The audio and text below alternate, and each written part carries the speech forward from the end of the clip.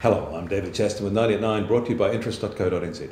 This week at everything you need to know in 90 seconds at 9 o'clock, including news the Kiwi dollar rose sharply overnight. But first, an American gauge of consumer spending rose more than expected in December, suggesting their economy gathered steam at the end of last year and was poised for stronger growth in 2014.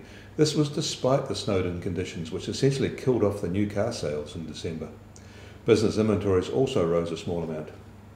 American small business confidence was up more than was expected as well, despite their lobby group's grumbles. The US housing markets have been doing well recently, but weaker demand by financial companies that have been snapping up thousands of homes on the cheap could fuel a future fall in house prices, the chief economist of Fannie Mae has warned. Paul Volcker is also issuing a warning, this time on the funding practices of the giant $4 trillion US local authority funding markets. He wants the SEC to be given oversight powers over this sector. Across the ditch, China's Bright Foods has snapped up another Australian dairy company. In Japan, stocks there suffered their worst day since August after a bad session on Wall Street, leading Asia lower as the Nikkei was hit by a strong yen and weak economic data.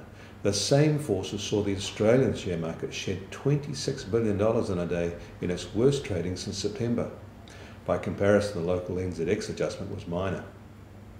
This morning, the S&P 500 has recovered much of Monday's loss, although the Dow's regain is more modest. These gains have taken the wind out of gold's recovery.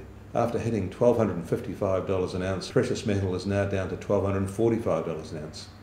The benchmark US oil price is up slightly from its recent lows. Brent crude is down on the day, but still a $15 premium over its American counterpart. The New Zealand dollar starts today quite a lot higher at 83.9 US cents, 93.5 Aussie cents, and the TWI is at 79.1. That's the second highest the TWI has ever been since our currency was floated 28 years ago. The fast rising strength against the Aussie dollar is today's main driver, and you have to go back to 2005 to find levels like today's. I'm David Chaston. That was 90 at 9, brought to you by interest.co.nz.